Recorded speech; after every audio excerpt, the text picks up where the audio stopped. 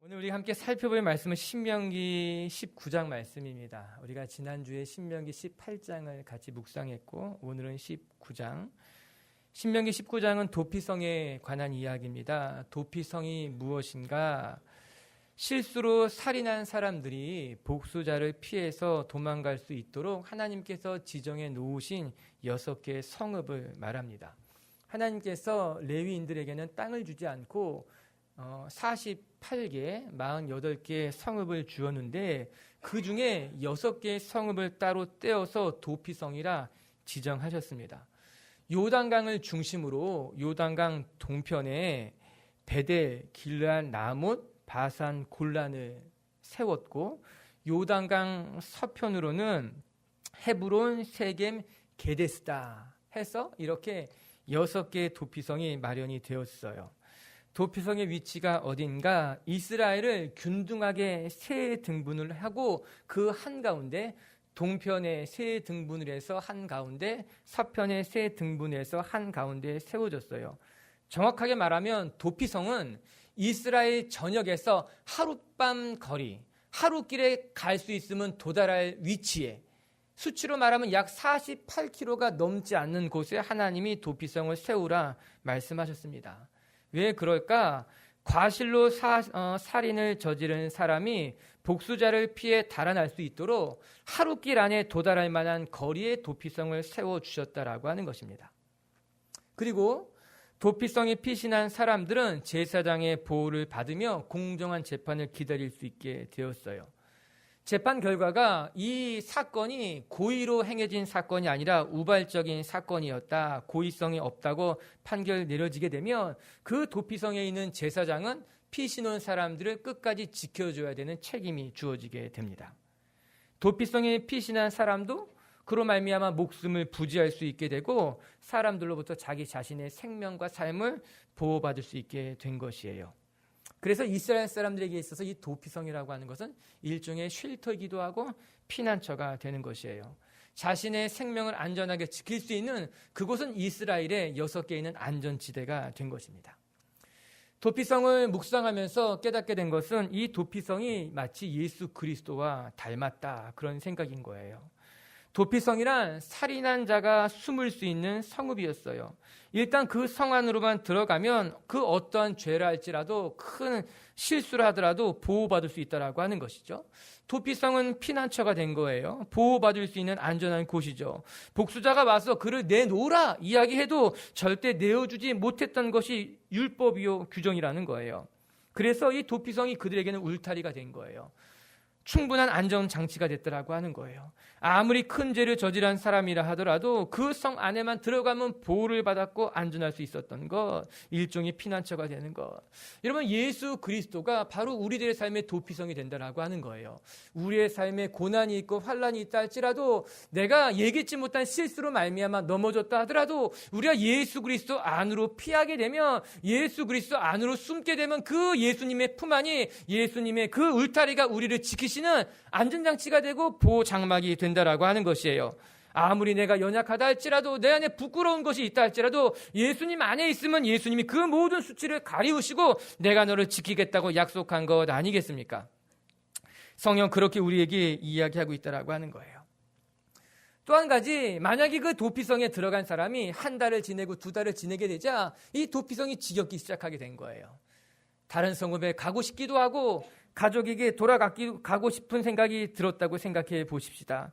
그래서 만약에 이 사람이 아무도 모르게 조용히 그 도피성을 빠져나왔어요. 그런데 길을 가다가 그만 복수자를 만나서 죽임을 당하게 됐다면 그 책임은 누구에게 있는가? 본인에게 있었다라고 하는 것입니다. 도피성이 지겹고 또 다른 곳으로 가고 싶다 하더라도 도피성 안에 있을 때는 보호를 받았지만 도피성 밖으로 나가게 되면 보호를 받을 수 없었던 거예요. 아무리 도피성 안에 있는 것이 힘들고 지겹게 느껴져도 보호를 받을 수 있는 건 그 도피성 아니라고 하는 겁니다. 여러분, 우리가 신앙생활을 함에 있어서도 우리가 때로는 이 신앙의 울타리 밖으로 건너가고 싶을 때가 있는 거예요. 왠지 교회가, 왠지 나의 신앙생활이, 왠지 예수님을 믿고 있는 것이 무엇인가 지겹기도 하고 불편하다는 생각이 들어서 우리는 끊임없이 신앙생활에서 일탈하고 싶은 유혹이 들 때가 있는 것 아니겠습니까? 그래서 하나님의 율법 밖을 기웃거리기도 하고 세상 사람들은 어떻게 살아가는가 보고 싶을 때도 있다라고 하는 거예요. 그러나 분명한 것은요, 여러분, 우리가 하나님 안에 있을 때만 안전하다는 거예요. 우리가 아무리 우리의 신앙생활이 때로는 지겹게 느껴지고 때로는 교회 울타리 아니 때로는 내 뜻처럼 생각되지 않는다 할지라도 그 울타리 밖으로 가면 안전할 수 없다라고 하는 거예요. 우리 빛의 교회 성도 여러분, 기억할 수 있게 되길 바라요. 도피성 안에 있을 때 가장 안전한 것 같이 우리는 하나님 안에 있을 때, 예수 그리스도 안에 있을 때 가장 안전하다는 것을 기억하는 분들이 되길 주님의 이름으로 축복합니다.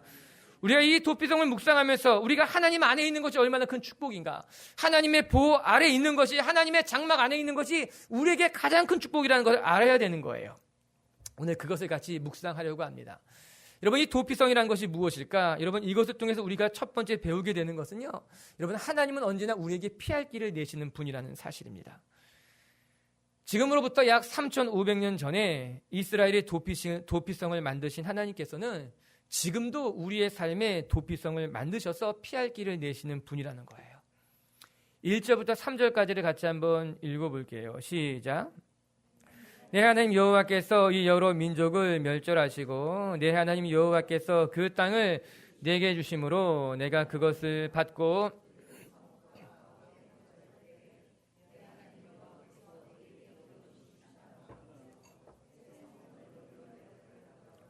내 하나님 여호와께서 내게 기업으로 주시는 땅 전체를 세 구역으로 나누어 살인자를 그 성읍으로 도피하게 하라. 모든 살인자들을 그 성읍으로 도피하게 하라, 피하게 하라, 그렇게 이야기하고 있어요. 하나님께서 주신 땅에 세 성읍을 구별하고 전체적으로는 6개의 성읍을 구별해서 그곳으로 사람들을 피하게 하시라, 도망가게 하라. 만약에 그가 누군가를 죽였을 때에, 감당할 수 없는 어려움에 빠졌을 때에 그곳으로 피할 길을 내라, 그렇게 하나님께서 말씀하신 것 아니겠습니까?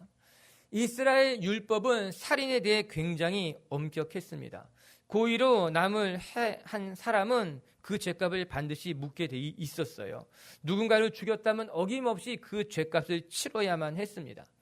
그러나 우리가 살다 보면 고의로 행한 것이 아니라 과실로 말미암아 내가 원치 않았지만 실수로 말미암아 큰 어려움에 처할 때가 있다는 거예요. 그것에 대해서 오늘 하나님께서 말씀하고 계신 것 아니겠습니까?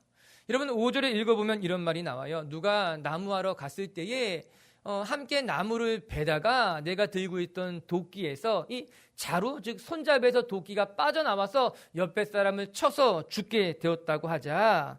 그것이 과연 누구의 잘못이겠는가? 비록 사람을 죽였다 하더라도 그것이 고의적인 살인이 아니기 때문에, 우발적으로, 아니 실수로 일어난 일이기 때문에 그가 큰 어려움에 빠지게 해서는 안 된다라고 하는 거예요. 본인이 의도하지 않았기 때문에 큰 공경에 빠졌을 때에도 그를 구해줄 장치가 필요하다라고 하는 것입니다.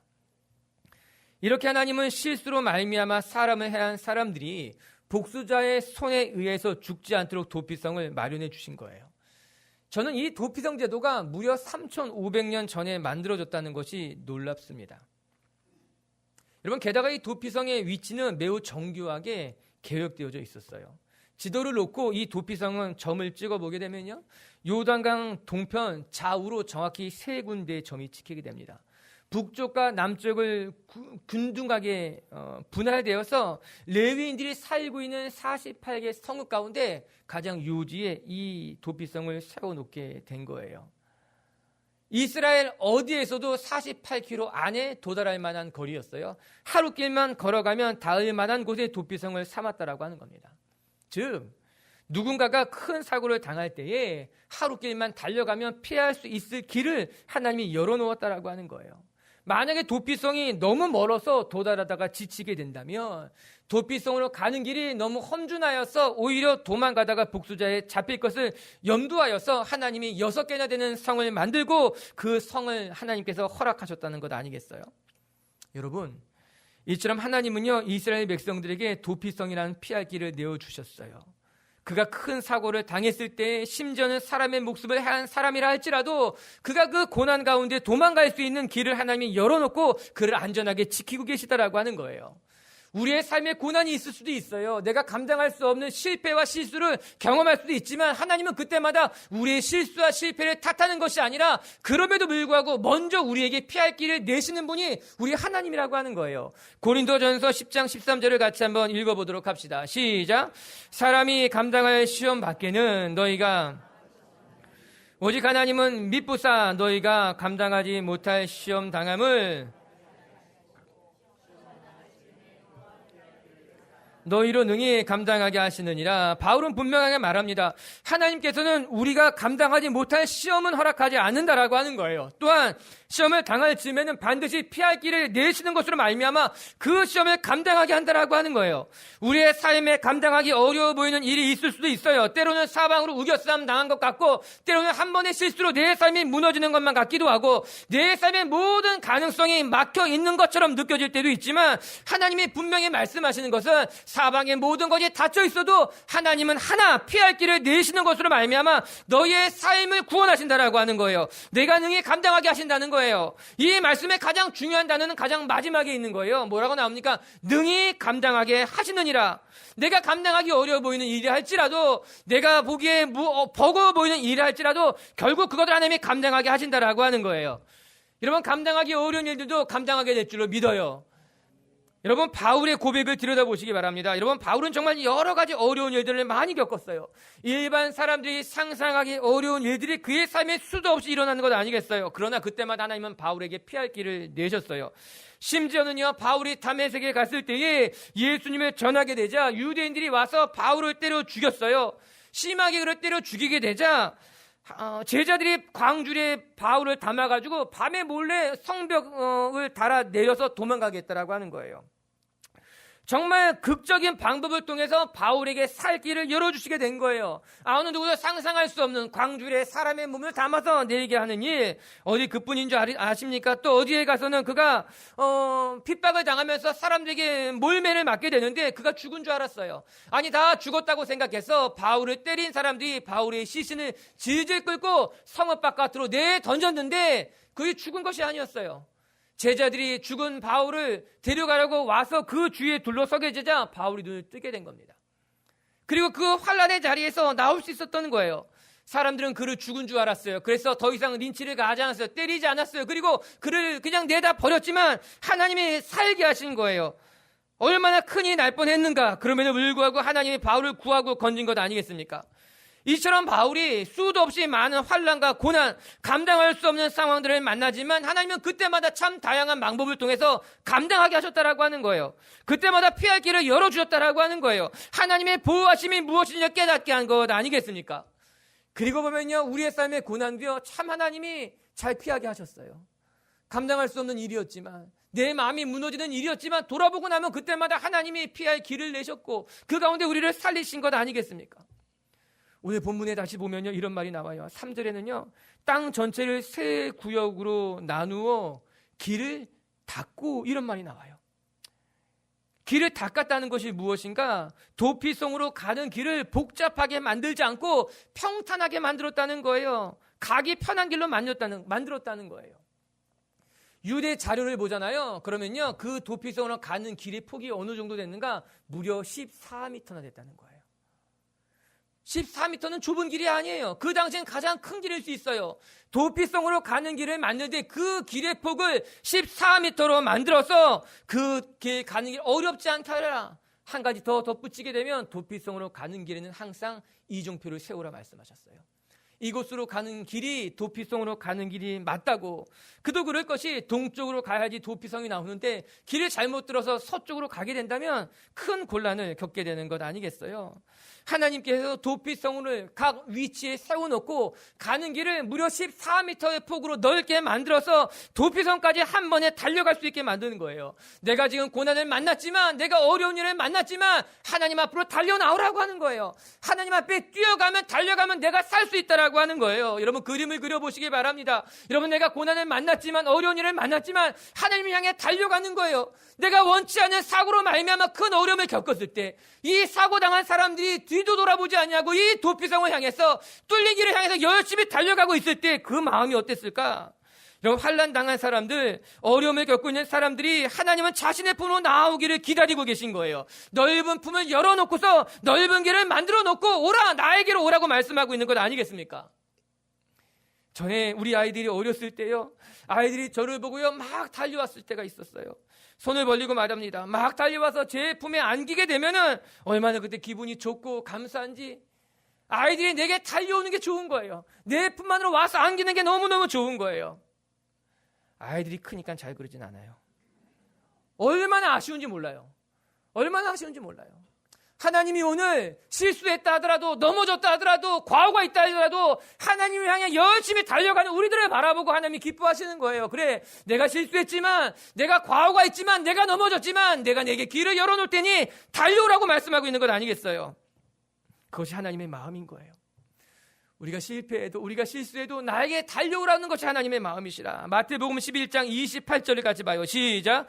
수고하고 무거운 짐진 자들아, 다 내게로 오라. 내가 너희를 쉬게 하리라. 아멘. 수고하고 무거운 짐진 자들아, 돈이 많은 자들만, 부한 자들만, 건강한 자들만, 사회적으로 명망이 있는 자들만 나오라고 한 것이 절대 아니었어요.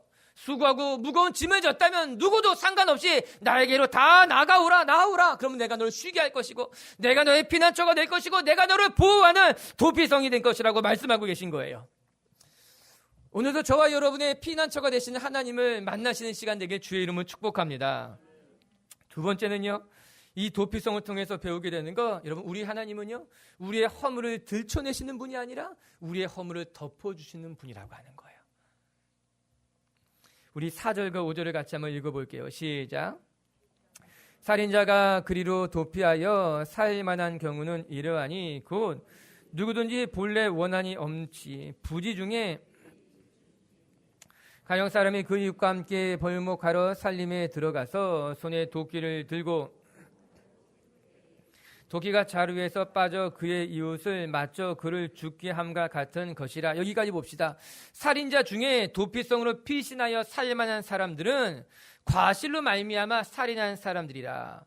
고의로 누군가를 해한 경우라면 해당하지 않았어요. 그러나 실수로 저지른 일이라면, 과실로 말미암아 일어난 일이라면 하나님은 그들의 허물을 덮어주시고 그들을 내가 지키고 보호하겠다 말씀하고 있는 건 아니겠어요?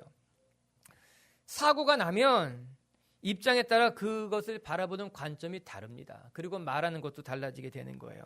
사고를 낸 사람과 사고를 당한 사람이 입장 차이가 다를 수밖에 없는 거예요. 그래서 그 사고를 바라보는 관점이 달라요.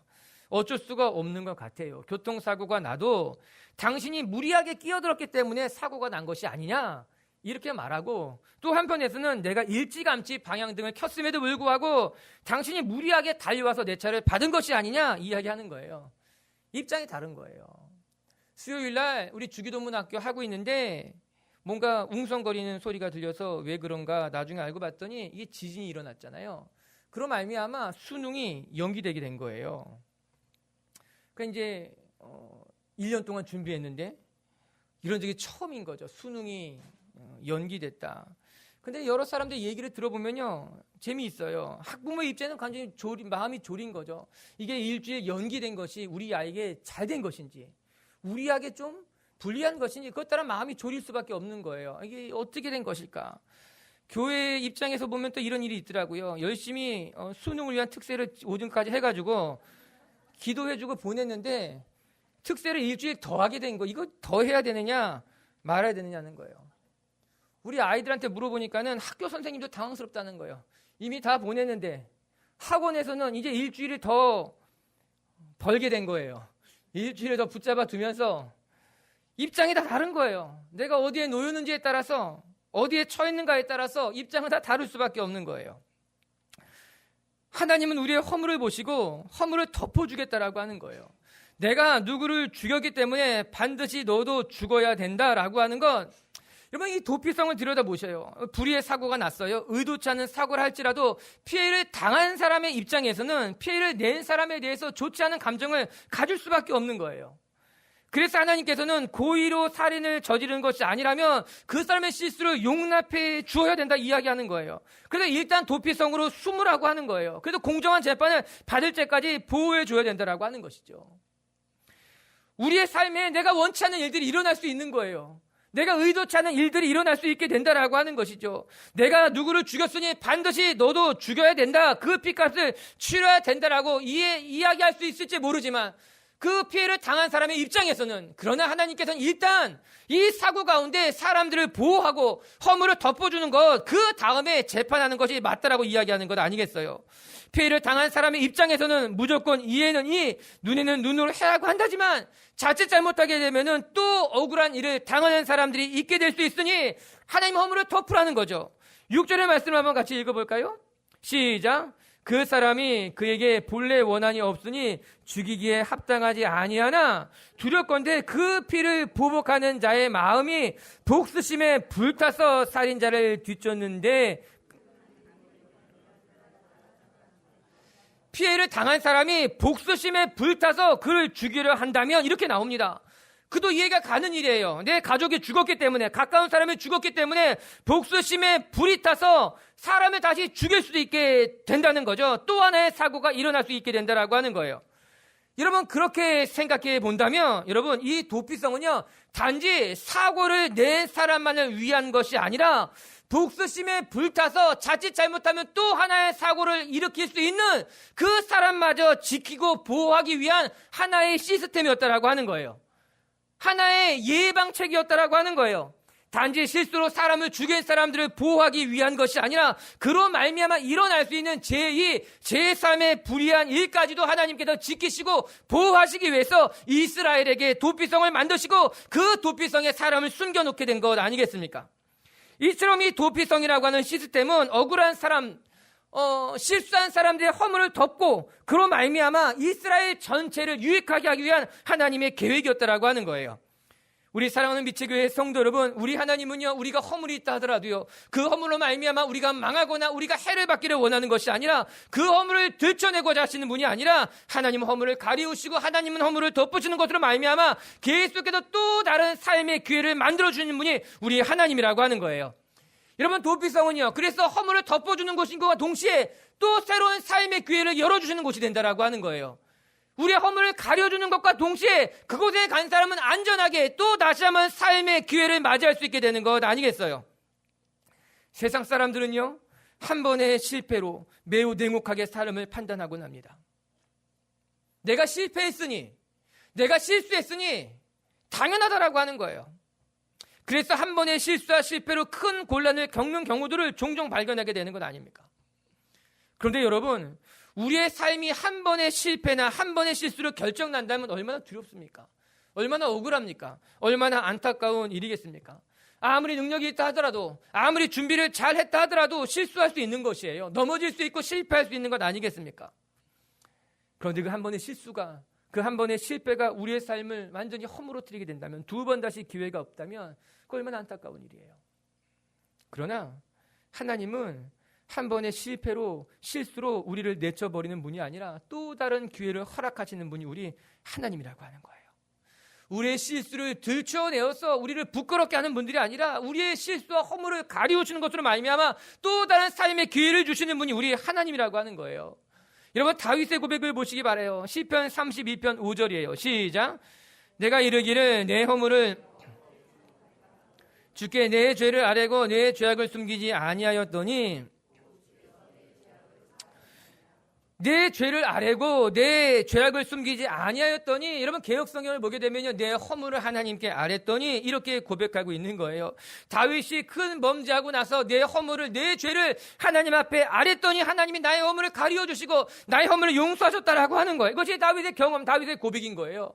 이 고백이 여기서 끝나지 않습니다. 시편 32편 8절에는요 또 더 놀라운 고백이 등장해요. 같이 한번 읽어볼게요. 시작.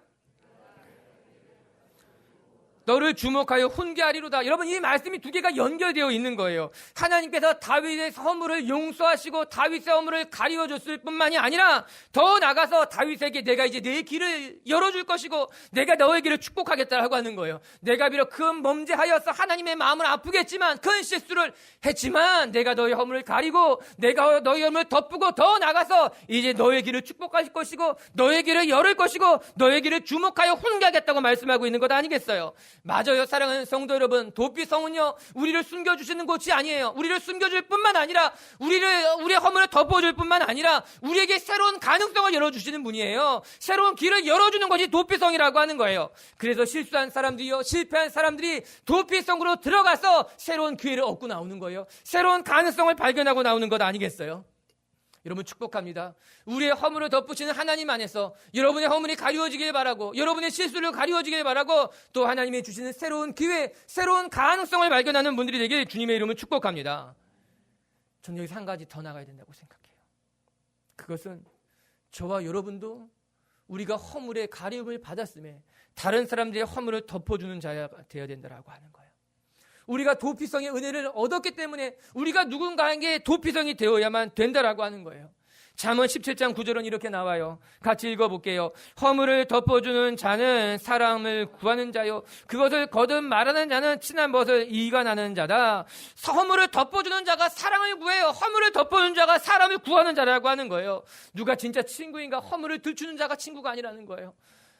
진짜 친구라면, 진짜 우정이라면 여러분 그 사람의 허물을 가리워주고 덮어주는 것이 진정한 벗이다. 성경은 이야기하고 있어요.